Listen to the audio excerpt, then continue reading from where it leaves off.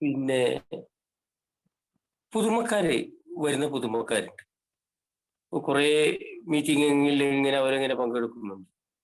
ഈ അടുത്ത കാലത്ത് കുറച്ച് ഫിസിക്കൽ മീറ്റിങ്ങിൽ പോയി പങ്കെടുക്കാൻ സാധിച്ചു. അപ്പൊ അതിൽ ഓരോന്നിനൊക്കെ കണ്ടുമുട്ടാനും സാധിച്ചു.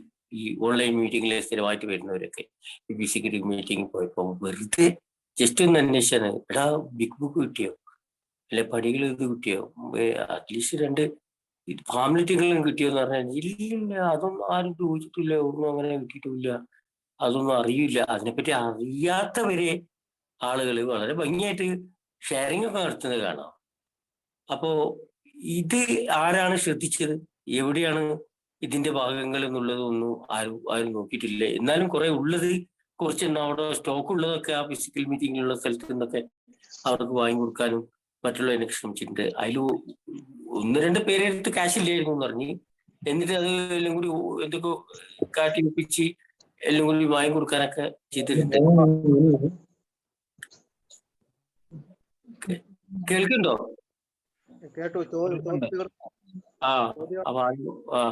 അപ്പൊ അങ്ങനെ ഒരു പരിപാടി ഇതില് നമ്മള് മാറ്റങ്ങളൊന്നും വരുത്തണം എന്നുള്ളതല്ല പറയുന്നത്. അത്തരം കാര്യങ്ങളൊന്നും കുറച്ച് ആയി വരുന്ന പുതുമക്കാർക്കൊക്കെ, ഓൺലൈൻ വരുന്ന പുതുമക്കാർക്കൊക്കെ ലിറ്ററേച്ചർ കിട്ടുന്നുണ്ടോ, അല്ലെങ്കിൽ അതിനുള്ള ഏർപ്പാട് ഈ സർവീസിലുള്ള ആളുകളോട് ചെയ്യാൻ വേണ്ടിയിട്ടോ, അല്ലെങ്കിൽ അങ്ങനെയുള്ള ഒരു നിർദ്ദേശങ്ങളൊക്കെ ഒന്ന് കൊടുക്കാൻ സാധിച്ചാൽ ഈ വന്ന് കയറുന്നവന് സാധാ ഫിസിക്കൽ മീറ്റിങ്ങിൽ പോകുന്ന മാതിരി തന്നെ കുറച്ച് ലിറ്ററേച്ചറുകളൊക്കെ കിട്ടാനൊക്കെ ഉള്ള ആ ഒരു വകുപ്പ് ഉണ്ടാക്കണമെന്ന് അർജന്റായിട്ട് ഒരു ആവശ്യമാണ് ഇപ്പോൾ ഒന്ന് പറയാനുള്ളത്. പിന്നെ സാമ്പത്തികമായിട്ടൊക്കെ നേരത്തെ ലതീഷ് പറഞ്ഞ നേരത്തെ തന്നെ പിന്നെ പൈസ ഉള്ളവന് ഒരു പ്രശ്നവും ഇല്ല പൈസ എടുക്കാൻ എന്ത് പരിപാടിക്കും എന്ന് വിചാരിക്കുന്നവരൊക്കെ ഇത്ര നിശ്ചിത തുക എന്ന് കൽപ്പിക്കുകയും അതെല്ലാവരും കൊടുക്കണം എന്ന് പറയുകയൊക്കെ കർശനമായിട്ടുള്ളത് കേട്ടിട്ടുണ്ട്. ആ കർശനമായിട്ട് തന്നെ അത് പറയുമ്പോൾ തന്നെ ഈ പൈസ ഇല്ലാത്തവന് അവന്റെ കണ്ണും മോറും ഒക്കെ വളരെ ദയനീയമായിട്ട് പോകുന്നതൊക്കെ കണ്ടിട്ടുണ്ട്. അപ്പോ അതിനെ പറ്റിയിട്ട് ചോദിച്ചപ്പോ പറഞ്ഞിട്ടുണ്ട്, ഓന് കുടിക്കാൻ പൈസ ഉണ്ടല്ലോ ഓനിപ്പോ. അപ്പോൾ ഞാൻ പറഞ്ഞു, നിങ്ങൾ നോക്കിയോ അവന്റെ സ്ഥിതികളൊക്കെ? നിങ്ങളിപ്പോ പറയുന്ന പൈസയൊക്കെ അവൻ തന്നു കഴിഞ്ഞാൽ ചിലപ്പോ അവരെ മുണ്ട് മടക്കി കെട്ടിയിട്ടോ അല്ലെങ്കിൽ അങ്ങനെ ആയിരിക്കും. കുടുക്കിനെ കാലത്തുള്ള കഥ നിങ്ങൾ വിടിയെന്നൊക്കെ പറഞ്ഞിട്ടും സ്വീകരിക്കപ്പെട്ടിട്ടില്ല. അതെന്തോ ഒന്ന് എന്നൊക്കെ ഉള്ള ഒരു ഇതേ കേട്ടിട്ടുള്ളൂ. അപ്പൊ അതിനൊക്കെ ഒരു തനതായ രീതി, അത് ഒരു ഗ്രൂപ്പിന്റെ സ്വയം പര്യാപ്തതയിൽ പെട്ടതാണോ, അല്ലെങ്കിൽ ഇത് പാരമ്പര്യം അതിൻ്റെതായുള്ള കണ്ടീഷനിൽ എങ്ങനെ പോകുന്ന രീതിയിലാണോ എന്നുള്ളതൊന്ന് വിശദമാക്കി തരണേ. അല്ല ഷിബു, ഹലോ, പറഞ്ഞോ. അതില് ഇപ്പൊ ഈ ഖലീൽക്ക പറഞ്ഞത് ഒരു പൊതുവായിട്ടുള്ളൊരു കാര്യമാണെങ്കിൽ അതിന് മറുപടി എങ്ങനെയാന്ന് വെച്ചാല്, ആൽക്കോളിക് അനോണിമസ് വ്യക്തികളെക്കാൾ കൂടുതൽ തത്വങ്ങൾക്ക് മുൻസ്ഥാനം കൊടുക്കുന്ന ഒരു പരിപാടിയാണ്. അപ്പൊ അതില് വ്യക്തികൾ വളരാൻ വേണ്ടിയിട്ട്, റിക്കവറിക്ക് വേണ്ടിയിട്ടുള്ള ഒരുപാട് ടൂൾ കിറ്റുകൾ നമ്മളെ മുന്നോട്ട് വെക്കുന്നുണ്ട്. അത് പടികളാവാം, പാരമ്പര്യങ്ങളാവാം, ബിഗ് ബുക്ക് ആവാം, സ്പോൺസർ ആവാം, ഇത്യാദി ഒരുപാട് കാര്യങ്ങളുണ്ട്. അപ്പം ഈ ഒരു കാര്യത്തിൽ ഏതെങ്കിലും 1-2 അനുഭവങ്ങളോ അല്ലെങ്കിൽ ഇങ്ങനെയുള്ള അതിനാണ് 2 വാക്കുകൾ നമ്മൾ പറയാറ്, ബ്ലീഡിങ് ഡീക്കൻസും സീനിയർ സ്റ്റേറ്റ്സ്മാൻമാരും എന്ന് പറഞ്ഞ ആളുകൾ. വെച്ചാൽ പൊക്കമതിയായ പഴമക്കാരും രക്തമൊലിപ്പിക്കുന്ന പഴമക്കാരും. അപ്പൊ ഇത് എല്ലാ കാലത്തും നമ്മളുടെ മുമ്പിലുണ്ടാവും. അപ്പൊ ഇതിനെ അതിജീവിക്കാൻ ഒരേ ഒരു മാർഗ്ഗമേ ഉള്ളൂ, നമ്മൾ പ്രോഗ്രാമിനെ മുറുകെ പിടിക്കുക എന്നുള്ളതാണ്. അപ്പൊ അതല്ലാതെ എവിടെയെങ്കിലും ഇങ്ങനെയുള്ള 1-2 അനുഭവങ്ങൾ ഉള്ളത് കൊണ്ട് ഇത് മൊത്തം അങ്ങനെ ആയി പോകും എന്നുള്ള ധാരണയൊക്കെ തെറ്റാണ്. അപ്പൊ നമ്മൾ വരുന്ന നവാഗതരെ അല്ലെങ്കിൽ ഇത്തരം ആളുകളെ ഒരു സ്പോൺസറുമായിട്ട് ബന്ധപ്പെട്ട് അവരെ അതിലേക്ക് പ്രോത്സാഹിപ്പിക്കാനും അത്തരം ആളുകൾക്ക് അതിന്റെ അനുഭവങ്ങൾ ഗ്രൂപ്പിൽ പങ്കുവെക്കുമ്പം ഞങ്ങൾ എങ്ങനെയാണ് ഇങ്ങനെയുള്ള തെറ്റിദ്ധാരണകളൊക്കെ അതിജീവിച്ചത് എന്നുള്ളത് അനുഭവം, ശക്തിയും പ്രതീക്ഷയും പരസ്പരം പങ്കുവെക്കുക എന്ന് പറഞ്ഞാൽ ഇന്നത്തെ ഡെയിലി റിഫ്ലക്ഷൻ ഒക്കെ പറയുന്ന മാതിരി ഒരു ഗ്ലോബൽ ഷെയറിംഗ് ആണ്. അതിലെല്ലാ കാര്യങ്ങളും ഉൾപ്പെടണം. അല്ലാതെ വെറും കുടിച്ച കഥകൾ മാത്രം പറഞ്ഞു കഴിഞ്ഞാൽ ഒരു ആഗോളതലത്തിലുള്ള ഒരു ഷെയറിംഗ് ആവില്ല. അപ്പൊ അതിന് അതേ മാർഗമുള്ളൂ. നമുക്ക് അതിനുള്ള എല്ലാ സാങ്കേതികമായ കാര്യങ്ങളും നമ്മളുടെ കൈവശമുണ്ട്. അത് നമ്മൾ പറഞ്ഞുകൊണ്ടേ ഇരിക്കുക. അതിന്റെ ഒരു ഭാഗമാണ് ഇപ്പൊ ഈ നടക്കുന്ന പരിപാടി എന്ന് വേണമെങ്കിൽ നമുക്ക് കൂട്ടിച്ചേർക്കാം. ഓക്കെ,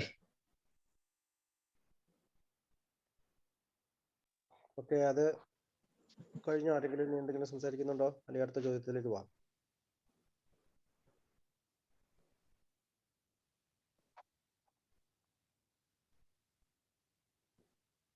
അടുത്ത ചോദ്യം 2. ഏതെങ്കിലും ഒരു പാരമ്പര്യത്തെ ഞാൻ മുറുകെ പിടിക്കുമ്പോൾ അത് മറ്റുള്ളവരെ എങ്ങനെ ബാധിക്കുന്നുവെന്ന് ശ്രദ്ധിക്കാറുണ്ടോ?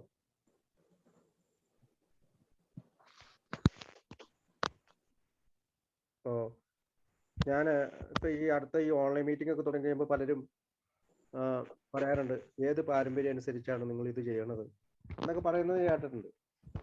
ഏത് പാരമ്പര്യമാണ് തെറ്റിപ്പോയതെന്ന് പറയാൻ അവർക്ക് കഴിയാറില്ല. അപ്പൊ നമ്മൾ ഈ പാരമ്പര്യം എന്ന ഒരു പടച്ചട്ട അണിഞ്ഞുകൊണ്ട് ചെയ്യേണ്ടതായ ചില കാര്യങ്ങൾ ചെയ്യാതിരിക്കുന്നുണ്ടോ എന്ന് ഞാൻ എന്നെ തന്നെ വിമർശിക്കുകയാണ്, അല്ലാണ്ട് മറ്റുള്ളവരെയല്ല. എന്നെ തന്നെ പാരമ്പര്യം എന്ന പടച്ചട്ട അണിഞ്ഞുകൊണ്ട് ഞാൻ ആൽക്കോളിക്സ് അനോണിമസിന് വേണ്ടി ചെയ്യേണ്ട കാര്യങ്ങൾ ചെയ്യാതിരിക്കുന്നുണ്ടോ, അതാണ് ഞാൻ സ്വയം പരിശോധിക്കുകയാണല്ലോ. അപ്പോൾ പലപ്പോഴും ഏറ്റവും പ്രശ്നമാണ് ഈ അനോണിമിറ്റി. അങ്ങനെയൊക്കെ നമ്മൾ ഇതിവിടെ പറയാമോ, എനിക്ക് ഈ AI പറ്റി എനിക്ക് അവിടെ ജോലി സ്ഥലത്ത് സംസാരിക്കാൻ പറ്റുമോ, അല്ലെങ്കിൽ ഞാൻ എൻ്റെ കുടുംബത്തിലെ ഏതെങ്കിലും അംഗങ്ങളോട് അല്ലെങ്കിൽ ബന്ധുക്കളോട് ഇത് സംസാരിക്കാവോ എന്നൊക്കെ മുറുകെ പിടിക്കുന്ന ഒരു സാഹചര്യമൊക്കെ ഉണ്ടായിട്ടുണ്ട്. ഇത് വലിയ ഒരു ചർച്ചയ്ക്ക് വിധേയമാകേണ്ട കാര്യം കൂടിയാണ്. ഏതെങ്കിലും ഒരു പാരമ്പര്യത്തെ ഞാൻ മുറുകെ പിടിക്കുമ്പോൾ അത് മറ്റുള്ളവരെ എങ്ങനെ ബാധിക്കുന്നുവെന്ന് ശ്രദ്ധിക്കുന്നുണ്ടോ? അതിനെക്കുറിച്ച് കൂടുതലായിട്ട് പ്രമോദേട്ടനും രതീഷുകാരും പറയും. പ്രമോദേട്ടാ, തുടങ്ങാമോ? ഓക്കെ ശിവു.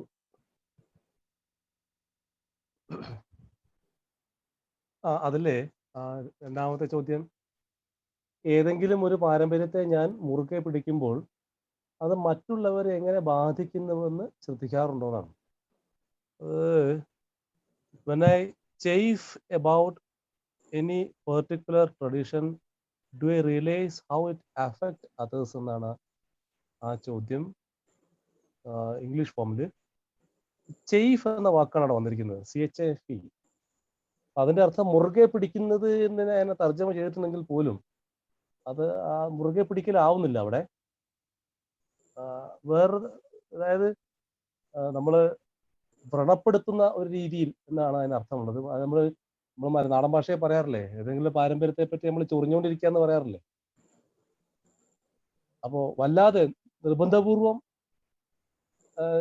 നമ്മൾ ചെലുത്തുന്ന പരിപാടിയാണ് ഇവിടെ ഉദ്ദേശിക്കുന്നത്. അപ്പൊ ഏതെങ്കിലും ഒരു പാരമ്പര്യത്തെ നമ്മൾ അമിതമായി മുറുകെ പിടിക്കുമ്പോൾ എന്ന് വേണേൽ നമുക്ക് മനസ്സിലാക്കാം. ക്രമം വിട്ട് മുറുകെ പിടിക്കുമ്പോൾ, നടപ്പിലാക്കാൻ ശ്രമിക്കുമ്പോൾ അത് മറ്റുള്ളവരെ എങ്ങനെ ബാധിക്കുന്നുവെന്ന് ശ്രദ്ധിക്കാറുണ്ടോ? അപ്പം ഈ ഒരു ക്വസ്റ്റ്യൻ ഈ ഒരു സ്ഥാനത്ത് 8ാമത്തെ പാരമ്പര്യത്തിന്റെ ചെക്ക് ലിസ്റ്റിനകത്ത് എങ്ങനെ കയറി എന്നുള്ളത് ഞാൻ ചിന്തിച്ചുകൊണ്ടിരിക്കുകയായിരുന്നു. അപ്പം ഇവിടെ എത്തുമ്പോൾ ആണല്ലോ ഒരുപാട് കാര്യങ്ങൾ പ്രത്യേകിച്ച് ശിവു നേരത്തെ പറഞ്ഞ പോലെ പണമിടപാടുകൾ, ധനം, അതിവിടെ ഈ ഒരു ഏരിയയിൽ വരുമ്പോഴാണ് കൂടുതലായിട്ട് നമ്മളിലേക്ക് വരുന്നത്. അതുപോലെ സർവീസ് നേരത്തെ 1 മുതൽ 7, 6 വരെയുള്ള ഭാഗത്ത് സർവീസും ഉത്തരവാദിത്വവും ഐക്യവും ഒക്കെ ആയിരുന്നെങ്കിൽ ഇവിടെ കുറെ കൂടി സംഗതി അതിന്റെ ഒരു പ്രായോഗിക തലത്തിലേക്ക് അതിന്റെ ട്രാക്ക് മാറുകയാണ്, പ്രായോഗിക തലത്തിലേക്ക് പോവുകയാണ്. 7-8 ട്രഡീഷൻ വരുമ്പോൾ പണം, ഭൗതികമായ സാഹചര്യങ്ങൾ, അതുപോലെ നമ്മൾ എങ്ങനെ അത് മാനേജ് ചെയ്യുന്നു, നമ്മൾ എങ്ങനെ അത് കൈകാര്യം ചെയ്യുന്നു, ഇത്തരം കാര്യങ്ങളാണ് ഈ 7-8 പറഞ്ഞത്. പണത്തിന് മാത്രമല്ല പ്രാധാന്യം, നമ്മൾ അത് എങ്ങനെ കൈകാര്യം ചെയ്യുന്നു എന്നുള്ള ഒരു കാര്യത്തിന് വളരെ പ്രാധാന്യമുണ്ട്. അതുപോലെ അതിനോടുള്ള നമ്മുടെ മനോഭാവം, അതിനും എങ്ങനെയുള്ള മനോഭാവമാണ് പുലർത്തുന്നത് എന്ന കാര്യത്തിനും ഇവിടെ വലിയ പ്രാധാന്യമുണ്ട്. അപ്പോൾ ഇവിടെ ഒരു പാരമ്പര്യത്തെയും മുറുകെ പിടിച്ചുകൊണ്ട്, എനിക്ക് പറയാനുള്ളതാണ്, മുറുകെ പിടിച്ചുകൊണ്ട് അത് വ്രണപ്പെടുത്തുവാനോ അല്ല അതിൽ കൂടുതൽ ഉറച്ചു നിന്നുകൊണ്ട് നടപ്പിലാകേണ്ട ഒന്നും തന്നെ ഇതിനകത്തില്ല. കർക്കശ ബുദ്ധിയോടുകൂടി വീണ്ടും ആവർത്തിച്ച് നടപ്പാക്കേണ്ടതല്ല എന്ന് വിചാരിച്ച് ഞാനിത് പ്രാധാന്യമില്ല എന്നല്ല ഉദ്ദേശിക്കുന്നത്. ആവർത്തിച്ച് മറ്റുള്ളവർക്ക് എന്താണ് ഒരു തരം പറഞ്ഞ നാടൻ ഭാഷയിൽ പറഞ്ഞ സ്വൈര്യം കൊടുക്കാതെ നടപ്പിൽ വരുത്തേണ്ട ഒരു പദ്ധതിയല്ല ട്രഡീഷൻസ്. ഇതിന് നടപ്പിൽ വരുത്തുവാൻ, അതാണ് ഈ മനോഭാവത്തിന് പ്രാധാന്യമുണ്ട് എന്ന് പറഞ്ഞത്. അപ്പൊ ഇത് ബോധപൂർവം ഉത്തരവാദിത്തം നമ്മൾ ഓരോരുത്തരും ഏറ്റെടുക്കേണ്ടതാണ്. ഒരാളോ രണ്ടാളോ ഞാനോ ഷിബുവോ ലതീഷ് ഭായിയോ ഒന്നും അങ്ങനെ ഒരാളോ രണ്ടാളോ ഇതിന്റെ ഉത്തരവാദിത്തം ഏറ്റെടുക്കേണ്ട രീതിയല്ല. ഒരു ട്രഡീഷന്റെ ഉത്തരവാദിത്തത്തിന്റെ അതിന്റെ ഒരു ലെജൻഡായി മാറേണ്ട ഒരു ഉത്തരവാദിത്വം ആർക്കും ഇല്ല. ഒരു ട്രഡീഷന്റെയും ഗ്രേറ്റ് എക്സ്പോണന്റ് ആയി മാറേണ്ട ഒരു അവസ്ഥ ഇവിടെ ഇല്ല. അതിന്റെ കാരണം ഇതിനോടുള്ള മനോഭാവം നമ്മൾ സൂക്ഷിക്കുന്നത്, നമ്മൾ ഓരോരുത്തർക്കും കൃത്യമായ ഉത്തരവാദിത്വം ഇതിനകത്തുണ്ട്. ഒരാൾക്ക് പോലും ആ ഉത്തരവാദിത്തത്തിൽ നിന്ന് ഒഴിവാകാൻ പറ്റില്ല. അപ്പൊ ഫ്രീഡം ഉണ്ട്, സ്വാതന്ത്ര്യമുണ്ട് എന്ന് പറയുമ്പോൾ ആ സ്വാതന്ത്ര്യം, നാലാമത്തെ ട്രഡീഷൻ വരുമ്പോൾ നമുക്കറിയാം, ആ സ്വാതന്ത്ര്യം എന്ന് പറയുന്നത് അമിതമായ സ്വാതന്ത്ര്യമല്ല, എന്തും ചെയ്യാനുള്ള സ്വാതന്ത്ര്യമല്ല, ഉത്തരവാദിത്വം ചെയ്യാനുള്ള സ്വാതന്ത്ര്യമാണ്. സെയിം സാധനം തന്നെയാണ് ഇവിടെ വേറൊരു രീതിയിൽ വരുന്നത്. അപ്പോ ഈ ഒരു ട്രഡീഷനെയും മുറുകെ പിടിച്ചുകൊണ്ട് അടിച്ചേൽപ്പിച്ചുകൊണ്ട് അനുവർത്തിക്കാൻ നിർബന്ധിച്ചുകൊണ്ട് ഒന്നും നമ്മൾ ചെയ്യേണ്ട കാര്യമില്ല. അത് ഓരോ അംഗവും ബോധപൂർവം സ്വന്തം ഉത്തരവാദിത്തമായി കരുതി ഏറ്റെടുക്കുന്ന ഒരു രീതിയാണ് വേണ്ടത്. അതുകൊണ്ട് തന്നെ ഞാൻ ഏതെങ്കിലും ഒരു പാരമ്പര്യം, ഇപ്പൊ പണത്തിന്റെ കാര്യം തന്നെ എടുത്തു, ഇപ്പോ അത് ഭൗതിക കാര്യങ്ങളിൽ വരുമ്പോൾ ഒരുപാട് തർക്കങ്ങളുണ്ടാവും. നിരവധി സാധ്യതകളുള്ള ഒരു കാര്യമാണ് ഇവിടെ. ഗ്രൂപ്പിന്റെ പണം, ഗ്രൂപ്പിന്റെ കിറ്റി, ഗ്രൂപ്പിന്റെ ആനിവേഴ്സറി, ഗ്രൂപ്പിന്റെ സംഭാവനകൾ, ഗ്രൂപ്പ് GSOക്ക് കൊടുക്കുന്ന കോൺട്രിബ്യൂഷൻസ്, ഗ്രൂപ്പിന്റെ വാടക, പിന്നെ അതുപോലെ ഗ്രൂപ്പിന്റെ പ്രൂഡന്റ് ഫണ്ട്, ഗ്രൂപ്പിന്റെ ബാങ്ക് അക്കൗണ്ട് എന്ന് തുടങ്ങി, ഞാനിത് ഗ്രൂപ്പ് എന്ന് പറയുന്നതിൽ കൂടി ഇത് ഇന്റർ ഗ്രൂപ്പിനും ഏരിയ കമ്മിറ്റികൾക്കൊക്കെ സെയിം ബാധകമായിട്ടാണ് ഞാൻ സംസാരിക്കുന്നത്. അപ്പോൾ ഇത്തരം കാര്യങ്ങൾ, മേഖലകളൊക്കെ ഇവിടെ ശക്തമായിട്ട് നമ്മുടെ മുന്നിലേക്ക് വരുന്ന ഒരു ഭാഗമാണിത്. അപ്പൊ അവിടെയൊക്കെ ട്രഡീഷൻ എന്ന് പറഞ്ഞുകൊണ്ട് നമ്മൾ ട്രഡീഷൻ എന്ന് പറഞ്ഞുകൊണ്ട് ആവർത്തിച്ച് ആരുടെയും പിന്നാലെ പോകേണ്ട കാര്യമില്ല. ബിക്കോസ് ഇത് നമ്മളുടെ ഓരോരുത്തരുടെയും ബോധപൂർവമായ ഉത്തരവാദിത്തപ്പെടുന്നതാണ്. ഇത് ഇത്രയും കാര്യങ്ങൾ തന്നെ എക്സ്പ്ലനേറ്റീവ് ആണെന്നാണ് ഞാൻ വിചാരിക്കുന്നത്. എനിക്ക് എന്നെ മനസ്സിലാക്കിയ കാര്യങ്ങളാണ് പറഞ്ഞത്. Okay, thank you. Okay Shibu, അതിലേ ഹലോ കേൾക്കാം, പറഞ്ഞോ. അപ്പൊ ഏതെങ്കിലും ഒരു പാരമ്പര്യത്തിന്റെ കാര്യത്തിലൊന്ന് കൂട്ടിച്ചേർക്കാൻ മനസ്സിൽ തോന്നിയ ഒരു കാര്യം, അപ്പൊ നമ്മളിപ്പോ ഈ ഓൺലൈൻ മീറ്റിങ്ങുകൾ വന്ന സമയത്ത് പലപ്പോഴായിട്ട് ആദ്യ കാലത്തൊന്നും നമ്മൾ ഈ 7th ട്രഡീഷൻ, നമ്മൾ കിറ്റിയുടെ കാര്യങ്ങൾ അങ്ങനെ മെസ്സേജ് ആയിട്ടോ മീറ്റിങ്ങിൽ പറയുന്നതായിട്ട് നമ്മൾ ശ്രദ്ധിച്ചിരുന്നില്ല. ഒന്നോ രണ്ടോ വ്യക്തികളൊക്കെ മുൻകൈ എടുത്തിട്ടാണ് ഈ ഓൺലൈൻ മീറ്റിങ്ങുകളൊക്കെ നടന്നത്. അപ്പൊ ഈ ഓൺലൈൻ മീറ്റിങ്ങുകളിൽ ഈ പാരമ്പര്യങ്ങൾ പൂർണ്ണമായിട്ട് പാലിക്കാൻ നമുക്ക് സാധിക്കാത്തൊരു സ്ഥിതിവിശേഷം ഉണ്ടായിരുന്നു. ഇത് നിർഭാഗ്യകരമായ ഒരു അവസ്ഥയാണെന്ന് വേണമെങ്കിൽ കരുതാം. കാരണം നമ്മൾ പെട്ടെന്നുണ്ടായ ഈ പാൻഡമിക്കിലുള്ള അവസ്ഥകളായിരുന്നു. പക്ഷെ നമ്മൾ അതിജീവിച്ചു, നമ്മൾ അതിനോടൊക്കെ പൊരുത്തപ്പെട്ട് നമ്മൾ മുന്നോട്ട് പോയപ്പം അതിന്റെ ട്രഡീഷനൊക്കെ നമ്മൾ വളരെ കൃത്യമായിട്ട് പാലിക്കാൻ തുടങ്ങി. അപ്പൊ ഒരു ദിവസം തന്നെ 3ഉം 4ഉം മീറ്റിങ്ങുകളിൽ കയറുന്ന നമ്മളെ പോലുള്ള അപൂർവം കുറച്ച് ആളുകളൊക്കെ ഉണ്ടായിരുന്നു. അപ്പൊ ഇവിടെയൊക്കെ ഈ മോഡറേറ്റർ എന്ന നിലയിലോ ഈ അങ്ങനെയുള്ള ഹോസ്റ്റ് ചെയ്യുന്ന ആളുകളൊക്കെ, അതായത് ചാറ്റ് ബോക്സിലൊക്കെ 7ാം പാരമ്പര്യം, kitty, Google Pay number, WhatsApp number എന്നൊക്കെ പറഞ്ഞിട്ട് നമ്മൾ കൊടുക്കാൻ തുടങ്ങി. പക്ഷെ അതൊന്നും എൻ്റെ ഉത്തരവാദിത്വം അല്ല. അതെന്തോ കുറച്ച് ആളുകൾ അങ്ങനെ കൊടുക്കുന്നുണ്ട്. അപ്പൊ അത് കാനഡയിൽ നിന്ന് മറ്റേ ഷിബു കൊടുത്തോളും, അല്ലെ യൂറോപ്പിൽ നിന്ന് മറ്റാൾ കൊടുത്തോളും, അപ്പൊ തന്നെ വലിയ പൈസ ആയല്ലോ. അപ്പൊ ചില ആളുകൾ പറയുന്നത് കേൾക്കാം, 3000 കഴിഞ്ഞ തവണ മാസത്തെ അടച്ചു, ഒരു കൊല്ലത്തേക്കുള്ളത് 15,000 അടച്ചു കഴിഞ്ഞതാണ് മറ്റേ ഗ്രൂപ്പ്, അപ്പൊ ഇതൊന്നും എൻ്റെ ബാധ്യതയല്ല എന്ന് ചിന്തിക്കുന്ന ഒരു വിഭാഗവും. എന്നാ ഇടയ്ക്കും തലയ്ക്കും ഒരു 50 രൂപ വാട്സപ്പും ഗൂഗിൾ പേ ചെയ്തിട്ട് രാവിലെയും ഉച്ചയ്ക്കും വൈകുന്നേരം ലഞ്ച് ബ്രേക്കിലും ഈവനിങ് ബ്രേക്കിലും ഒക്കെ കയറിയിട്ട് അതാ ഗൂഗിൾ പേ ചെയ്യണം, ഇത് ട്രഡീഷൻ പാലിക്കണം, അങ്ങനെ ഇങ്ങനെ എന്നൊക്കെ പറഞ്ഞിട്ട് പിടിവാശി പിടിച്ച് നടക്കുന്ന മറ്റൊരു വിഭാഗം ആളുകളും നമ്മളുടെ ഇടയിൽ കാണാറുണ്ട്. ഇത് രണ്ടിനും പ്രശ്നങ്ങൾ സൃഷ്ടിക്കുന്ന ഒരവസ്ഥയുണ്ട്. അപ്പൊ അതുകൊണ്ട് ഇതിന്റെ ഒരു ഇൻ ബിറ്റ്വീനിലുള്ള ഒരു പാത്ത് എന്നുള്ള നിലയിൽ നമ്മൾ അതിനെ ആകർഷിക്കുന്ന രീതിയിൽ അത് ഇൻഫോർമേറ്റീവ് ആയിട്ട് നമ്മളത് കൈകാര്യം ചെയ്യേണ്ടത് വളരെ നിർബന്ധമാണ്. അപ്പോൾ ഇവിടെ ഈ ഒരു നിർദ്ദേശം ഞാനത് മുറുകെ പിടിക്കുന്നതുകൊണ്ട് മറ്റൊരാളെ അത് സാരമായിട്ട് ബുദ്ധിമുട്ടിക്കുന്ന ഒരവസ്ഥകൾ ഉണ്ടെങ്കിൽ അതൊന്നും നമ്മളുടെ കാര്യമല്ല. ഞാൻ എൻ്റെ ട്രഡീഷൻ ഞാൻ പാലിക്കുക. എൻ്റെ അടുത്ത് 10 രൂപയേ ഉള്ളൂ, അത് ഗൂഗിൾ പേ ചെയ്ത് കൊടുത്തിട്ട് നമ്മൾ അതിനോട് നീതി പുലർത്തുക. 1000 രൂപ കൊടുക്കുന്ന ആള് അയാൾ അത് ചെയ്യട്ടെ എന്ന് വിചാരിച്ചിട്ട് നമ്മൾ നമ്മളുടെ കാര്യങ്ങൾ ചെയ്യുക എന്നുള്ള കാര്യങ്ങളാണ് അവിടെ അനുവർത്തിക്കേണ്ടത്.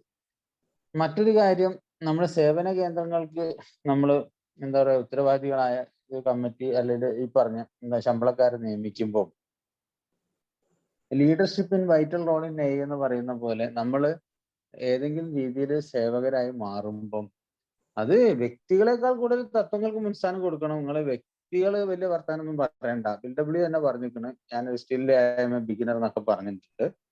അതുകൊണ്ട് നിങ്ങൾ അവിടെ പോയി ഇരുന്നാൽ മതി, ബാക്ക് ബെഞ്ചിൽ പോയി ഇരുന്നാൽ മതി. അതുകൊണ്ട് അധികം വർത്താനൊന്നും പറഞ്ഞു, ഇവിടെ ആരും ഭരിക്കാനൊന്നും അങ്ങനെയൊക്കെ ഉണ്ടാവുന്ന ഒരു തരം ഹാഷായിട്ടുള്ള ചില സമീപനങ്ങൾ, അതും ശരിയല്ല. എന്നാൽ ഇത് ഭരണകർത്താവാണെന്ന് സ്വയം അങ്ങനെ ഭാവിച്ചുകൊണ്ട് പ്രവർത്തിക്കുന്നതും വളരെ ബുദ്ധിമുട്ടുള്ള. രണ്ടുപേരും ഉണ്ടാക്കുന്ന ഭവിഷ്യത്തുകൾ ഈ പറഞ്ഞ മാതിരി എങ്ങനെ ബാധിക്കുമെന്ന് നമ്മൾ ശ്രദ്ധിക്കുന്നുണ്ടോ എന്നുള്ള ചോദ്യം ഈക്വലി ഇമ്പോർട്ടൻ്റ് ആണ്. അത് നന്നായിട്ട് അതൊരു ഫുള്ളി നമ്മൾ ട്രഡീഷൻ ആണ് അത് ഫോളോ ചെയ്യുന്നു എന്ന് വിചാരിച്ചിട്ട് ഞാനവിടെ വ്യക്തിയൊന്നും ഇല്ല, കസേരയിൽ ഇരിക്കുന്ന ഒരു ശരീരം മാത്രമേ ഉള്ളൂ, അതൊരു ആത്മാവാണ്, അതുകൊണ്ട് ഞാനൊന്നും അറിയില്ല രാമനാരായണ അത് എന്ന രീതിയിൽ ഇരുന്നാൽ അത് ഒരു ട്രഡീഷൻ ആവൂല.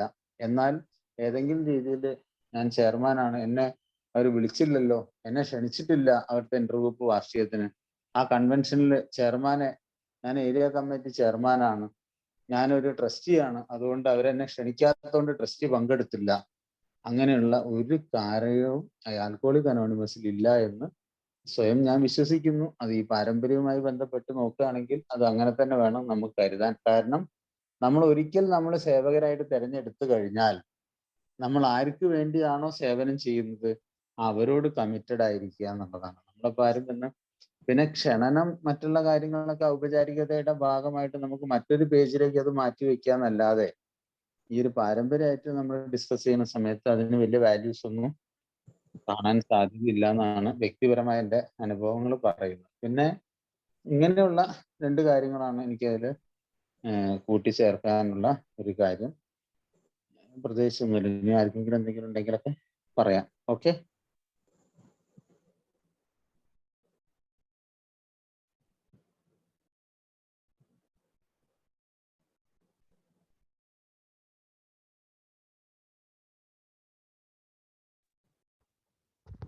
ആർക്കെങ്കിലും എന്തെങ്കിലും പറയാനുണ്ടോ?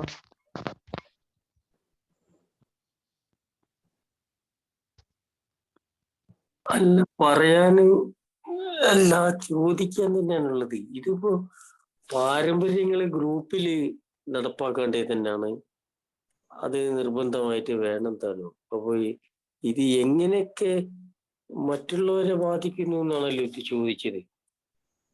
എന്തെങ്കിലും ഒരു പാരമ്പര്യത്തെ ഞാൻ മുറുകെ പിടിക്കുമ്പോൾ അത് മറ്റുള്ളവരെ എങ്ങനെ ബാധിക്കുന്നു എന്ന് ശ്രദ്ധിക്കാറുണ്ടെന്ന്. അപ്പോ അത് അത്രത്തോളം ഉള്ള ഒരു കമ്മിറ്റ്മെന്റ് അല്ലെങ്കിൽ അങ്ങനെ ഒരു രീതി അല്ലെങ്കിൽ അത്രത്തോളം പാരമ്പര്യത്തെ മുറുകെ പിടിച്ച് പോകുന്ന ഒരു സ്റ്റൈലൊന്നും ഒരു ഗ്രൂപ്പിലും വല്ലാതെ കണ്ടിട്ടുമില്ല. കുറെയൊക്കെ വാമൊഴിയായിട്ട് കേട്ട ആ രീതിയിൽ തന്നെ ഓരോരോ ഗ്രൂപ്പും പോകുന്നുള്ളൂ.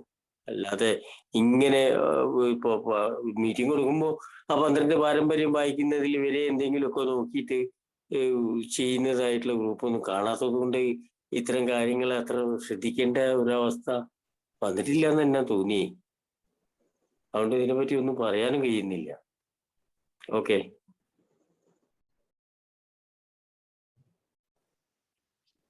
അടുത്ത ചോദ്യത്തിലേക്ക് പോവാം. 3ാമത്തെ ചോദ്യം, എൻ്റെ വ്യക്തിപരമായ യത്നങ്ങൾക്ക് പണമില്ലെങ്കിലും മറ്റ് പ്രതിഫലങ്ങൾ വാങ്ങുവാൻ ഞാൻ ശ്രമിക്കാറുണ്ടോ? എൻ്റെ വ്യക്തിപരമായ പ്രവർത്തനങ്ങൾക്ക് പണമല്ല മറ്റ് പ്രതിഫലങ്ങൾ വാങ്ങുവാൻ ഞാൻ ശ്രമിക്കാറുണ്ടോ? പ്രമോദ് തുടങ്ങാമോ? അത് വളരെ സിമ്പിളായ ഒരു കാര്യമാണ്. നമുക്ക് എല്ലാവർക്കും വലിയ ബുദ്ധിമുട്ടില്ലാതെ മനസ്സിലാക്കാൻ പറ്റിയ ഒരു കാര്യമാണെന്ന് എനിക്ക് തോന്നുന്നത്. അപ്പോൾ ഞാൻ അതിനെപ്പറ്റി കൂടുതൽ സംസാരിക്കേണ്ട കാര്യമില്ല. ഇവിടെ ഒരുപാട് പേര് സംസാരിക്കാതെ സൈലന്റ് ആണ്. മണികണ്ഠനൊക്കെ ഉണ്ട്. വ്യക്തിപരമായ യത്നങ്ങൾക്ക് നമ്മളൊക്കെ പണം ഒരു പ്രശ്നമായിരിക്കില്ല പലപ്പോഴും. പക്ഷെ അതിനേക്കാൾ കൂടുതൽ മറ്റെന്തെങ്കിലും പ്രതിഫലങ്ങൾ ഒക്കെ നമ്മൾ പറ്റാറുണ്ടോ എന്നുള്ളതാണ് ഇവിടെ ചോദ്യം. അത് ഒരു നന്ദി വാക്കായാൽ പോലും, അല്ലെങ്കിൽ ഒരു ഗ്രാറ്റിറ്റ്യൂഡ് ഫീലിംഗ് ആയാൽ പോലും, അല്ലെങ്കിൽ മറ്റെന്തെങ്കിലും തരത്തിലുള്ള പേഴ്സണൽ റിലേഷൻഷിപ്പ് ക്രിയേറ്റ് ചെയ്യുന്ന എന്ന തരത്തിലായാൽ പോലും, മറ്റെന്തെങ്കിലുമൊക്കെ റിവാർഡുകൾ നമ്മൾ ആഗ്രഹിക്കാറുണ്ടോ? അപ്പോൾ അത് വളരെ ഈസി ആയിട്ട് കൺവേ ചെയ്യപ്പെടുന്ന ഒരു ക്വസ്റ്റ്യൻ ആണ്. എല്ലാവരും പാർട്ടിസിപ്പേറ്റ് ചെയ്യട്ടെ അവരുടെ അനുഭവങ്ങളായിട്ട് എന്ന് ഞാൻ പറയുന്നു. എല്ലാവർക്കും പറ്റിയില്ലെങ്കിലും സൗകര്യം പങ്കെടുക്കാൻ പറ്റാനുള്ള സാഹചര്യമുള്ള ആൾക്കാർ ചർച്ച ചെയ്യട്ടെ. നമുക്ക് കേൾക്കാം. ഞാൻ കേൾക്കാൻ ഇഷ്ടപ്പെടുന്നു. ഓക്കെ. നമ്മുടെ പ്രവർത്തനങ്ങൾ എന്ന് പറയുമ്പോൾ സൗജന്യ സേവനമാണ് നമ്മൾ ചെയ്യണമെന്നാണ് നമ്മുടെ ഓരോ ഇത്. കാരണം നമുക്ക് കിട്ടിയ സുബോധം പിന്നെ ആ പ്രതിഫലം ആയിട്ട് മറ്റ് പ്രവർത്തനങ്ങളിൽ ഏർപ്പെടുന്നു എന്നൊക്കെയാണ് ധാരണ. പക്ഷേ ഈ സൗജന്യ സേവനം ചെയ്യുമ്പോഴും നമ്മൾ നന്ദി ആഗ്രഹിക്കുകയും ചെയ്യുന്നു. അതേസമയം നമ്മൾ പല കാര്യങ്ങൾ വിമർശിക്കുകയും ചെയ്യുന്നു. സൗജന്യ സേവനം നന്ദി ആഗ്രഹിക്കുന്നു, പല കാര്യങ്ങൾ വിമർശിക്കുക. കാരണം സൗജന്യ സേവനമാണല്ലോ. സൗജന്യ സേവനത്തിന് വിമർശനവും പറ്റില്ല, നന്ദിയും പറ്റില്ല. രണ്ടും ചെയ്തു കൂട്ടുന്നുണ്ട്. അപ്പൊ ഈ ഒരു പാരമ്പര്യം വെറുതെ ഒന്ന് തന്നെ ഓർമ്മിപ്പിച്ചു എന്ന് മാത്രം. രതീഷ് ഭായ്. ഓക്കെ ഷിബു, അതിലിപ്പോ ഉള്ള പ്രകടമായ അനുഭവങ്ങൾ പറയാം. ഏതായാലും ആൽക്കഹോളിക് അനോണിമസിൽ വന്നപ്പം ആദ്യകാലത്ത് വന്നിരുന്ന സമയത്തൊക്കെ ചില ആളുകൾ ബർത്ത്ഡേ ആഘോഷിക്കുന്ന സമയത്ത് അവരുടെ സ്പോൺസർ എന്ന്, അന്നൊക്കെ അങ്ങനെ ഒരു കീഴ്വഴക്കം ഉണ്ടായിരുന്നു. എയിലേക്ക് മെസ്സേജ് കൊടുക്കുന്ന മെസ്സഞ്ചർ ഓട്ടോമാറ്റിക്കലി അയാളുടെ ഒരു സ്പോൺസർ ആണെന്നുള്ളത് ഒരു പറയാതെ പറഞ്ഞു നിർത്തിയ ഒരു തത്വം എയിൽ നിലനിന്നിരുന്നു എന്നുള്ളതാണ്. അതിന്റെ ഭാഗമായിട്ടൊരു നിർബന്ധ ബുദ്ധിയോടുകൂടി ചില സ്പോൺസർമാര് നിലനിന്നിരുന്ന ഒരു കാലഘട്ടത്തില് നാളെ ടോക്കൺ വാങ്ങാൻ പോവാണ്, ശബരിമലയ്ക്ക് കെട്ട് നിറയ്ക്കാൻ പോകുന്നതിന് മുമ്പ് നമ്മൾ ഈ ദക്ഷിണയൊക്കെ കൊണ്ടു കൊടുക്കും ഞങ്ങളെ നാട്ടിൽ. ഞാനൊക്കെ അപ്പോൾ അതിന് മുമ്പ് പോയി കാലിൽ തൊട്ട് വഴങ്ങി ഒരു വെള്ള ഷർട്ടും മുണ്ടൊക്കെ വാങ്ങിക്കൊണ്ട് കൊടുത്ത് പാൻറ് ഷർട്ടൊക്കെ വാങ്ങിക്കൊടുക്കുന്ന പതിവുകൾ. അതുകൂടാതെ ഇപ്പോഴും എനിക്കറിയാം, ആള് മരണപ്പെട്ടു പോയി. അയാള് തൂങ്ങി മരിക്കുകയത്. അയാളെ സോബറൊന്നും ആയില്ല. വെള്ളിക്കാരന്റെ വീടിന്റെ ആധാരം പണയം വെച്ച് അതിന് കുറെ കാശൊക്കെ ഡിവൈഡ് ചെയ്തെടുത്തു.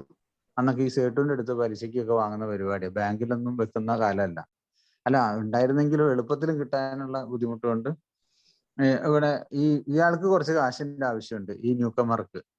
അപ്പൊ അതുകൊണ്ട് തന്നെ ഈ സീനിയർ മെമ്പർക്കും കുറച്ച് ആവശ്യമുണ്ട്. അപ്പൊ ഇയാളെ സോബറാക്കിയതിന്റെ ഭാഗമായിട്ട് വീട്ടിൽ പോയിട്ട് ആധാരം എടുത്തു കൊണ്ടുപോയിട്ട് അവര് പണം വാങ്ങി ഷെയർ ഇട്ടെടുത്ത കഥ. അവസാനം അയാൾ തൂങ്ങി മരിച്ചു. രണ്ടുപേരും ഇപ്പം മരിച്ചു, അത് വേറെ കാര്യം. അപ്പൊ ഞാൻ പറഞ്ഞു വരുന്നത് ഇങ്ങനെയൊക്കെയുള്ള ഒരുപാട് കാര്യങ്ങൾ.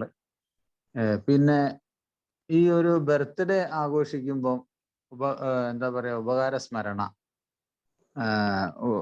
അങ്ങനെയുള്ള കാര്യങ്ങൾക്ക് വേണ്ടിയിട്ട് വേദിയിൽ വെച്ചിട്ട് ഫോട്ടോ കൊടുക്കുക, മെമൻറ്റോ കൊടുക്കുക, പ്രത്യേകമായിട്ടുള്ള ഗിഫ്റ്റുകൾ റാപ്പർ ചെയ്ത് കൊടുക്കുക, ഇങ്ങനെയൊക്കെയുള്ള ഒരു 3-4 അനുഭവങ്ങൾ ഞാൻ കണ്ടിട്ടുണ്ട്.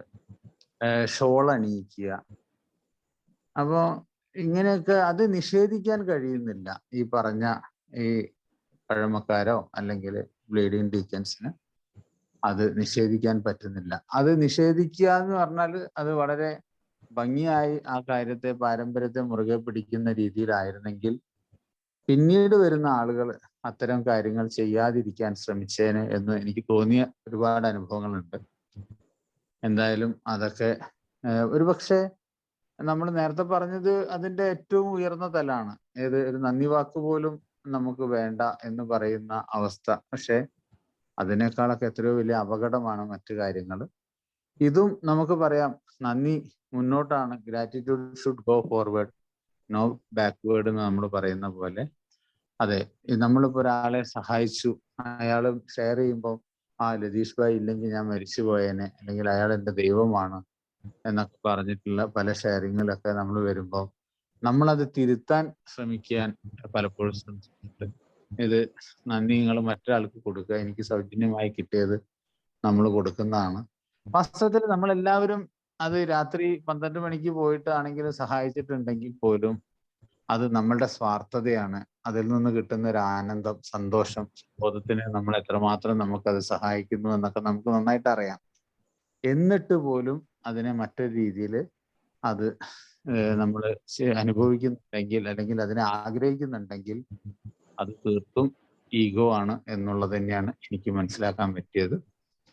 എന്തായാലും അതൊക്കെയായിരിക്കും ഇവിടെ ഏതെങ്കിലും രീതിയിൽ പ്രതിഫലം. ഇത് പണമായിട്ട് വേണമെന്നില്ലല്ലോ, മറ്റൊരു രീതിയിൽ. എത്രയോ ആളുകൾ ഇപ്പൊ എനിക്കറിയാം, ഇവിടുത്തെ ഒരു വലിയൊരു സിനിമ, അദ്ദേഹം ബാംഗ്ലൂരിൽ നിന്ന് സോബറായി സ്പോൺസർ എന്ന നിലയിൽ അയാൾ കുറെ സമയം ചെലവാക്കി. അയാൾ പിന്നീട് ഷെയർ ചെയ്തിട്ടുണ്ട്, ഞാൻ അയാളുടെ രാവിലെ എഴുന്നേറ്റ് മറ്റേ സ്പോൺസറുടെ വാഹനം കഴുകി കൊടുക്കണം, അയാളുടെ ഷോപ്പിൽ അടിച്ചു വാരി ജോലി ചെയ്യണം, ഇങ്ങനെയൊക്കെ ഞാൻ ചെയ്യേണ്ടി വന്നിട്ടുണ്ട് എന്നൊക്കെ പറഞ്ഞ 1-2 സുഹൃത്തുക്കളുടെ അനുഭവങ്ങൾ എൻ്റെ മനസ്സിൽ ഈ സമയത്ത് വന്നു. അപ്പൊ അതൊക്കെ നമുക്ക് ഇല്ലാതിരിക്കാൻ ഇത്തരം ചിന്തകൾ നല്ലതാണെന്ന് തോന്നുന്നു. ഓക്കെ, ഞാൻ പറയാം, അനുഭവങ്ങളാണ്. ഇപ്പോ ഒരു ഗ്രൂപ്പില് സ്ഥിരമായിട്ട് വീക്കിലി അവിടെ മീറ്റിംഗ് നടക്കുമ്പോൾ പോകാറുണ്ട്. അപ്പൊ അവിടെ ചില അവസ്ഥകൾ കണ്ടിട്ടുണ്ട്. ഒരു വ്യക്തിന്റെ, പഴമക്കാരനാണെന്ന് പറഞ്ഞാലും അത് അദ്ദേഹത്തിന്റെ സന്തോഷമാണെന്ന് പറയുന്നു. ഇപ്പോ വർഷം തികയുമ്പോ അങ്ങനെയുള്ള വല്ലാത്തൊരു ഒരു ഒരു കടന്നുകയറ്റം അദ്ദേഹത്തിൻ്റെതായിട്ട് മാത്രം, ടോട്ടലി ഒരു ഗ്രൂപ്പിൻ്റെതല്ല, തന്നെ ഷർട്ട് വാങ്ങി കൊടുക്കുന്നു, അല്ലാണ്ട് അവർക്ക് സാരി വാങ്ങി കൊടുക്കുന്നു. അതും വളരെ വിലപിടിച്ച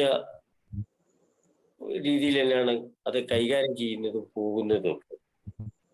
ഇത് കിട്ടാത്ത ഈ വർഷം തികഞ്ഞ ആളുകൾക്ക് ഈ വിവരങ്ങൾ അറിഞ്ഞിട്ട് ഫീലിംഗ് ഉണ്ടായ രീതിയും കണ്ടിട്ടുണ്ട്. കാരണം ഈ ഷർട്ട് കിട്ടിയ ആൾ തന്നെ അവിടെ ഗ്രൂപ്പിൽ വന്ന് പറയും, ഇനിയിപ്പോ ടോക്കൺ വാങ്ങി ഇതാകുന്ന സമയത്ത് എനിക്ക് ഷർട്ട് എന്ന് തുണി എന്നൊക്കെ പറയും. പിന്നെ ഞാൻ ചെറിയ തോതിൽ നോക്കുമ്പോൾ അദ്ദേഹത്തിന് താല്പര്യമുള്ള ആളുകൾക്ക് മാത്രമേ അത് വാങ്ങിക്കൊടുക്കുന്നു, എല്ലാവർക്കും വാങ്ങിക്കൊടുക്കുന്നില്ല, അത് മനസ്സിലായി. അങ്ങനെയാണെങ്കിൽ ഒരു വിഷയമല്ല. അല്ലെങ്കിൽ ഇന്ന ഗ്രൂപ്പിൽ വന്നാല് ഷർട്ട് കിട്ടും, പാന്റ് കിട്ടും, സാരി കിട്ടും എന്നൊക്കെ പറഞ്ഞ ഒരു അണ്ണാച്ചി സ്റ്റൈലില് ഉള്ള ഒരു രീതി മാതിരിയാണോ എന്നൊക്കെ ഇങ്ങനെ തോന്നിപ്പോയിട്ടുണ്ടായി. അപ്പോ അതിനെ പറ്റിയിട്ട് ചെറിയ തോതിലെങ്കിലും ഒന്ന് വ്യക്തമായി പോട്ടെ എന്ന് വിചാരിച്ചിട്ട് തത്വങ്ങളിലാണ് മുന്നിൽ കൂട്ടിയത്. വ്യക്തികൾ പിന്നാലെ പോകാൻ പാടുള്ളൂ എന്നുള്ള ഈ ഓൺലൈൻ തുടങ്ങിയ സമയത്ത് തന്നെ അതിനോടനുബന്ധിച്ചിട്ടുള്ള ഒരു സ്പീച്ച് വരെ അവിടെ വെച്ചു. ഇല്ല, അതിന്റെ ശേഷം എന്തെങ്കിലും ഒരു മെച്ചുണ്ടാകുന്ന നോക്കുമ്പോ അങ്ങനെ ഒരു മെച്ചമൊന്നും ഉണ്ടായിട്ടില്ല. അപ്പോ ഈ വെറുതെ ഇങ്ങനെ അന്നത്തെ ഒരു വെറുതെ ഇതിങ്ങനെ എന്താ എങ്ങനെ എന്നൊക്കെയുള്ള ആ തോൽവിയുണ്ടെന്ന് ഒരു പഴമക്കാരനോട് ചോദിച്ചപ്പോ വളരെ വ്യക്തമായിട്ട് അയാൾ പറഞ്ഞു, ഒരു എന്റെ വീട്ടിൽ ഒരു കാരണവരിപ്പോ ഒരു തെറ്റ് ചെയ്താൽ എന്ത് ചെയ്യും? അവിടെ ചെന്നിട്ട് കാരണവരോട് പോയിട്ട് യോജിച്ചിടും, അല്ലെങ്കിൽ കാരണവരോട് അത് ശരിയല്ല എന്ന് പറഞ്ഞാൽ നല്ല അതൊക്കെ ഉറപ്പാണ്.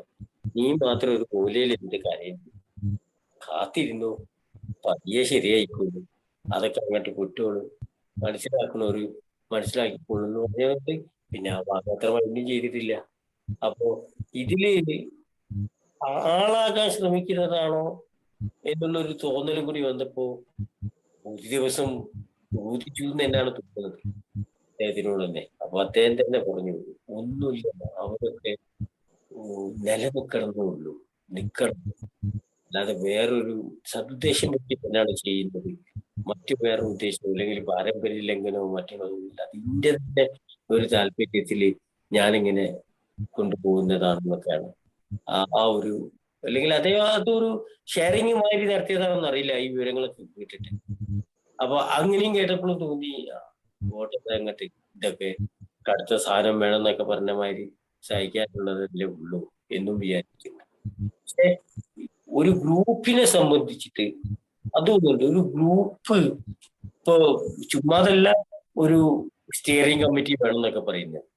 അപ്പൊ ഈ സ്റ്റിയറിംഗ് കമ്മിറ്റി വന്നു കഴിഞ്ഞാൽ അതിന്റെ ഒരു 4 ചർച്ചയിലൊക്കെ ഇത്തരം അവസ്ഥകളൊക്കെ ഇല്ലാതാകും. ഇതെല്ലാം നല്ല രീതിയിൽ നടക്കും. അപ്പൊ ഒരു സ്റ്റിയറിംഗ് കമ്മിറ്റിന്റെ ഒരു അഭാവം തന്നെയാണ്. അപ്പൊ ഇത്തരം പാരമ്പര്യങ്ങളൊക്കെ ഭംഗിയായിട്ട് കൊണ്ടുപോകാൻ സാധിക്കാത്തതും അല്ലെങ്കിൽ അതിനെ പറ്റിയിട്ട് അറിയാത്തതും അതും മനസ്സിലായി. അതുകൊണ്ട് അതെന്തെങ്കിലും പറ്റേ അപ്പൊ ആവാം എന്ന് വിചാരിച്ചിട്ട് മിണ്ടാതെ മാത്രം.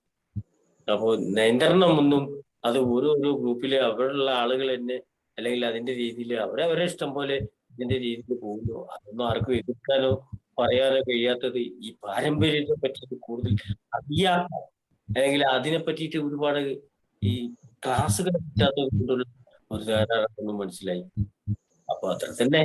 അപ്പൊ ഇങ്ങനെ കാണുന്നതൊക്കെ ഇങ്ങനെ എഴുതി വെക്കുക, അത്ര വേറെ ഒന്നും ചെയ്യാൻ കഴിയുന്നില്ല. ഇനി എന്തെങ്കിലും ഇനി സേവനത്തിലേക്ക് വരുന്ന പുതിയ ആളുകൾ അതിൻ്റെതായുള്ള അതിന്റെ പക്കമായുള്ള ശില്പശാലെ മറ്റുള്ളത് സംബന്ധിച്ചിട്ട് കറക്റ്റ് ആയിട്ട് അതിങ്ങനെ കൊണ്ടുപോയാൽ തന്നെ ഇത് നടക്കുള്ളൂ. അത് മനസ്സിലായിട്ടുണ്ട് ആ പാരമ്പര്യയിലൊക്കെ. കാരണം ഇവിടെ മെയിനായിട്ട് ഈ നിലനിൽപ്പ് ഗ്രൂപ്പിന്റെ നിലനിൽപ്പ് തടസ്സപ്പെട്ടാൽ മരണത്തിന് കൂട്ടിവെക്കേണ്ടിരുന്ന് പറഞ്ഞ മാതിരി വേദനിക്കാൻ പാടില്ല ഒരാളെ പ്രവൃത്തി കൊണ്ട് ഗ്രൂപ്പിൽ വെക്കുന്ന മറ്റുള്ളവര്. ആ പ്രതിഫലം എന്നൊക്കെ പറയുമ്പോ അത്ര രീതിയിൽ ഞാൻ ചെയ്യുന്നത് ശരിയാണെന്നുള്ള തോന്നല് എല്ലാവർക്കും ഉണ്ടാവും. ആ കാര്യങ്ങളിലെ ഇതില് പറയുന്നുണ്ട് ഈ പാരമ്പര്യം തീരെ മനസ്സിലായിട്ടില്ലേ. പിന്നീടൊക്കെ തന്നെയാണ് ഇതിന്റെ വൈലോയും മറ്റേതൊക്കെ വന്നിട്ട് കുറെ ക്ലിയർ ആയതൊക്കെ. അങ്ങനെയൊക്കെ തന്നെ. തങ്ങൾക്ക് പണമില്ലെങ്കിലും മറ്റു പ്രതിഫലങ്ങൾ വാങ്ങാൻ ശ്രമിക്കാറുണ്ട്. ഇതിനകത്ത്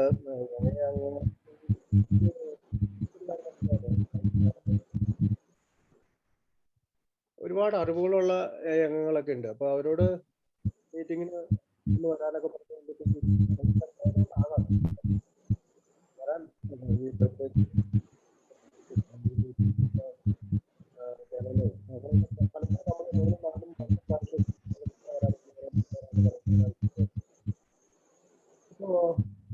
അത് ഒരു ഭാഗമാണ്. കാരണം ആൽക്കോഹോളിക്സ് അനോണിമസിലെ ഒരു അംഗത്തിന് അദ്ദേഹത്തിന്റെ അറിവ് മറ്റ് അംഗങ്ങൾക്ക് പകർന്നു തന്നെയാണ്. ആ പുഷ്പന്റെ മൈക്ക് ഒന്ന് ഓഫാക്കാൻ പറയണേ, അതിൽ നിന്നാണ് ശബ്ദം വരുന്നത്.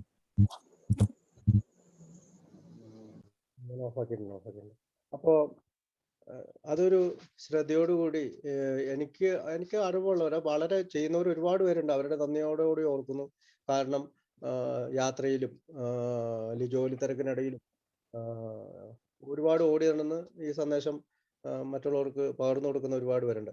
പക്ഷെ അറിവുള്ളവർ പോലും പലപ്പോഴും അത് ചെയ്യാതിരിക്കുന്നതും ഒരു പക്ഷേ ഈ പറയുന്ന പോലെ ഇതിനൊരു വിലങ്ങുതടിയായിട്ട് പലതും കാണുന്നതുകൊണ്ടാണോ എന്നൊക്കെ എനിക്ക് തോന്നാറുണ്ട്. പിന്നെ ചില മീറ്റിങ്ങുകളിൽ പോകാതിരിക്കുക, ചില ഗ്രൂപ്പുകളിൽ പോകാതിരിക്കുക, അയാൾ അങ്ങനെയാണ് അല്ലെങ്കിൽ ആ ഗ്രൂപ്പ് ഇങ്ങനെയാണെന്നൊക്കെ വിലയിരുത്തിക്കൊണ്ട്, അല്ലെങ്കിൽ എനിക്കൊരു സാർ സ്ഥാനം അല്ലെങ്കിൽ എനിക്കൊരു മേജർ സ്ഥാനം കിട്ടുന്നില്ലെങ്കിൽ ഞാൻ അങ്ങോട്ട് പോകാതിരിക്കുക, അങ്ങനെയൊക്കെ ഞാൻ ചെയ്യുന്നുണ്ടെങ്കിൽ അതിൽ നിന്ന് എടുത്തു മാറ്റപ്പെടേണ്ടതാണ്. ഈ പാരമ്പര്യ പഠന സ്വയം പരിശോധന സഹായി അത് തന്നെ പ്രാപ്തനാക്കുന്നുണ്ട്. അടുത്ത ചോദ്യത്തിലേക്ക് പോകാം.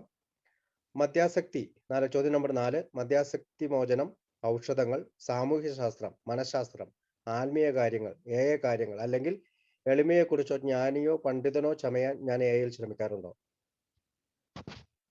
മദ്യാസക്തി മോചനം, ഔഷധങ്ങൾ, സാമൂഹ്യ ശാസ്ത്രം, മനഃശാസ്ത്രം, ആത്മീയ കാര്യങ്ങൾ, കാര്യങ്ങൾ അല്ലെങ്കിൽ എളിമയെക്കുറിച്ചോ ജ്ഞാനിയോ പണ്ഡിതനോ ചമയാൻ ഞാൻ യിൽ ശ്രമിക്കാറുണ്ടോ? പ്രമോദേട്ടം തുറക്കും വെക്കോ? ഓക്കെ ഷിബു.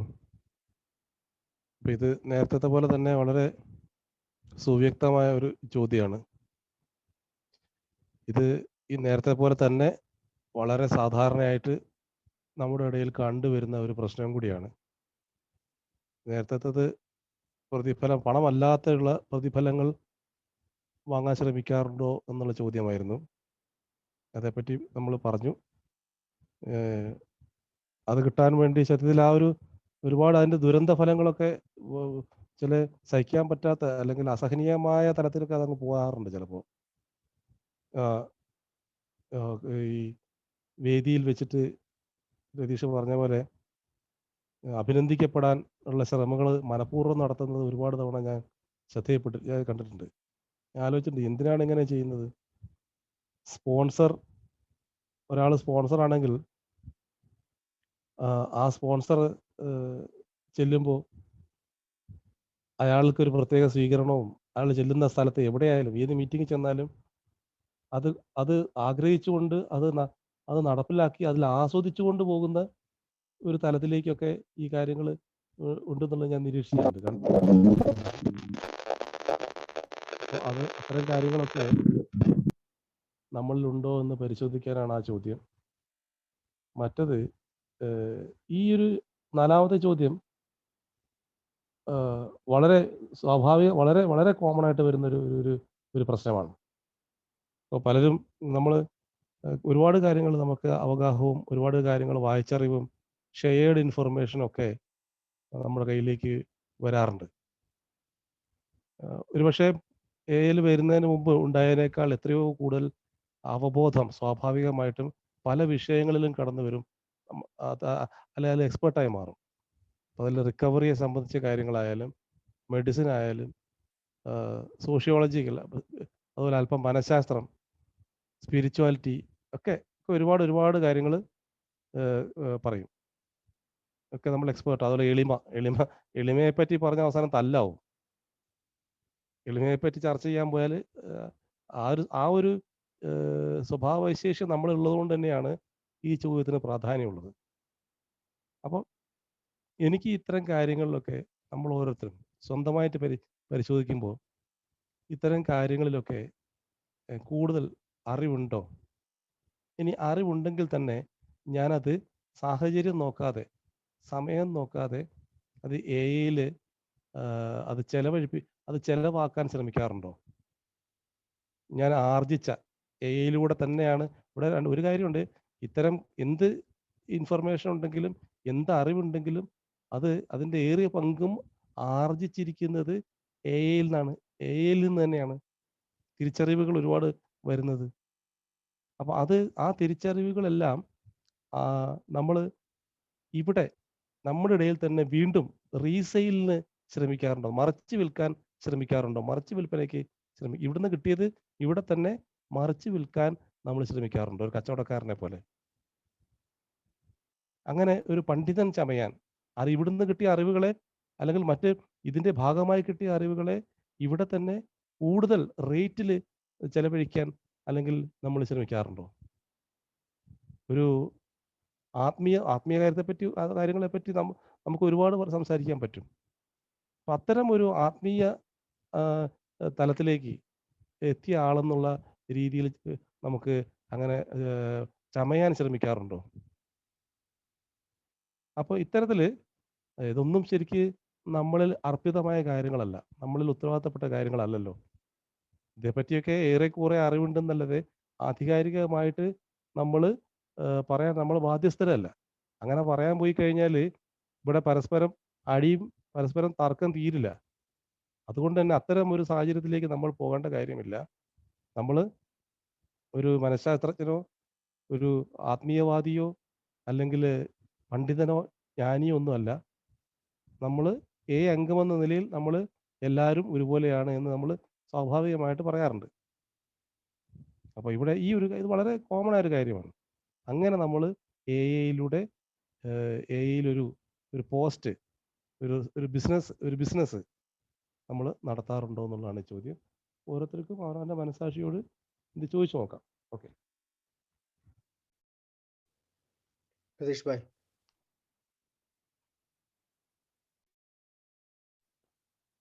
അല്ല, ഇപ്പോ പ്രമോദ് പറഞ്ഞതിനോട് ഇതിപ്പോ നമ്മളെ ഈ 8ാം പാരമ്പര്യം 7ാം പാരമ്പര്യം തന്നെ രണ്ടും കൂടി തന്നെ ആയിട്ട് നമ്മളെ ഒന്ന് പഠിപ്പിക്കുന്നുണ്ടല്ലോ. നമുക്ക് ഈ എയിൽ കൂടി ഗ്രൂപ്പിൽ കൂടിയൊക്കെ മുന്നോട്ട് പോകണമെന്നുണ്ടെങ്കിൽ തന്നെ വ്യത്യസ്ത അഭിപ്രായം ഏകീകരിക്കാൻ പറയുന്നുണ്ടല്ലോ.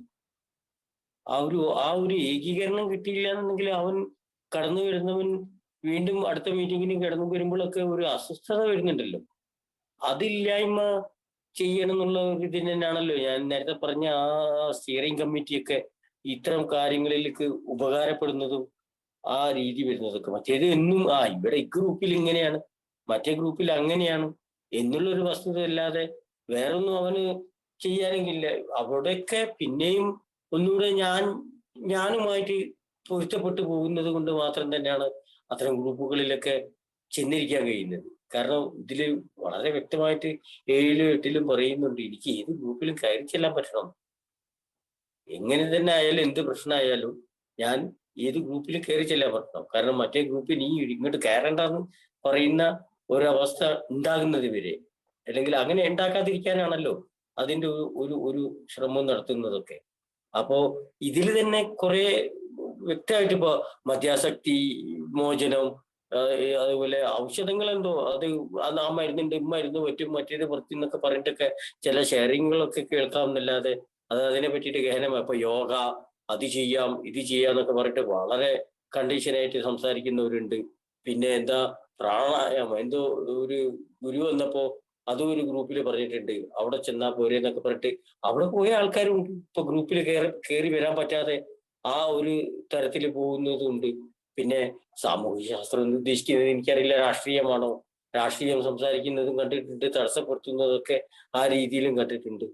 പിന്നെ മനഃശാസ്ത്രത്തിനെ പറ്റിയിട്ട് ആത്മീയ കാര്യങ്ങളെ പറ്റിയിട്ടൊക്കെ അതൊക്കെ ഇടക്കാലങ്ങളിലാണ് വന്നത്.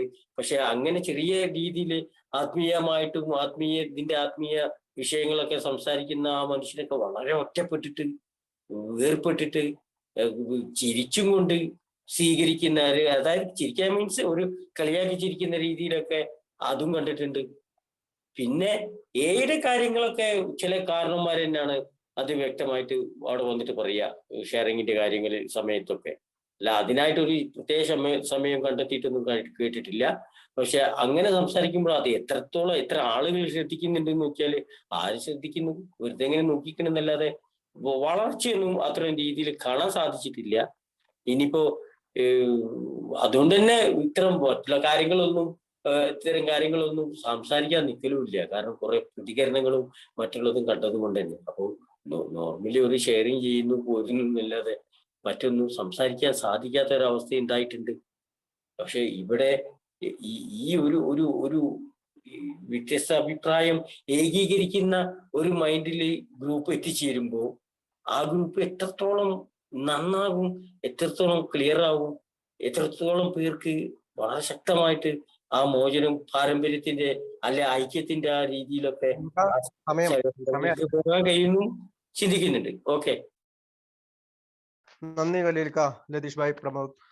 നമുക്ക് ഈ ഒരു ചോദ്യവും പിന്നീടുള്ള ചോദ്യങ്ങളും കൂടി 4-മത്തെ ചോദ്യവും പിന്നീടുള്ള ചോദ്യങ്ങളും കൂടി അടുത്ത ആഴ്ച ഒന്ന് വിശദീകരിക്കാം. മാഷ് വരും. നോട്ട് ചെയ്ത് വെക്കണേ. നോട്ട് ചെയ്യാം. എല്ലാവർക്കും നന്ദി പറയുന്നു. ഇന്ന് വേറൊരു പ്രത്യേകത കൂടെ ഉണ്ട്. നമ്മുടെ ബിജു വി എൻ മുംബൈ ഇന്ന് 1 വർഷം പൂർത്തിയായിരിക്കുകയാണ്. ഇന്ന് അദ്ദേഹത്തിന്റെ ബർത്ത്ഡേ ആണ്. അദ്ദേഹത്തിന് എല്ലാവിധ ആശംസകളും ആഫ്റ്റർ മീറ്റിംഗിൽ.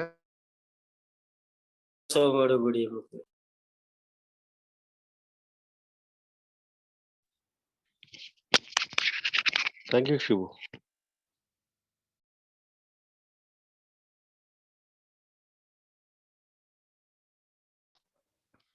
ഖലീലിക്ക് വായിക്കാൻ പറ്റിയാലും മതി. വാഗ്ദാനം. ഷംസു ഇല്ല അല്ലേ? ഇല്ല, ബേസിൽ പുറത്താകാൻ സാധ്യതയുണ്ട്.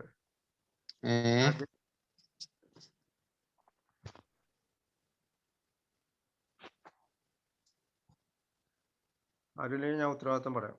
എന്റെ ഉത്തരവാദിത്തമാണ്. ഹലോ, എന്റെ ഉത്തരവാദിത്തമാണ്. എവിടെയെങ്കിലും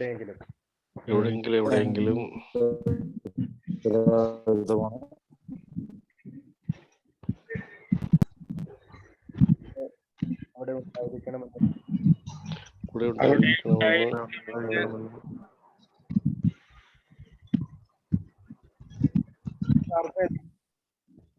ഞാൻ ആഗ്രഹിക്കുന്നു. അതെന്റെ ഉത്തരവാദിത്തമാണ്. പ്രാർത്ഥന. ദൈവമേ മാറ്റുവാൻ പറ്റാത്തവയെ സ്വീകരിക്കുവാനുള്ള പ്രശാന്ത മനസ്ഥിതിയും മാറ്റുവാൻ പറ്റുന്നവയെ മാറ്റുവാനുള്ള ധൈര്യവും ഇവയെ തമ്മിൽ തിരിച്ചറിയുവാനുള്ള വിവേകവും ഞങ്ങൾക്ക് നൽകണമേ. Keep coming back to our mic തുറക്കാതെ വാഗ്ദാനം വായിച്ചോണ്ടേ ഇരിക്കുന്ന ഞാൻ. എന്തൊരു കഷ്ടം. നന്ദി. വീണ്ടും വരിക. നീ നാളെ വായിക്കുക. ബർത്ത്ഡേ സോങ് പാടിയ ആ എന്നെ നാളെ 5 മണിക്ക് വായിക്കാൻ തുടങ്ങാമല്ലോ മണ്ണേട്ടാ. Okay okay. മഴ നിക്കാതെ പെയ്യാണ്, നോക്കിയിട്ട് വായിക്കുക.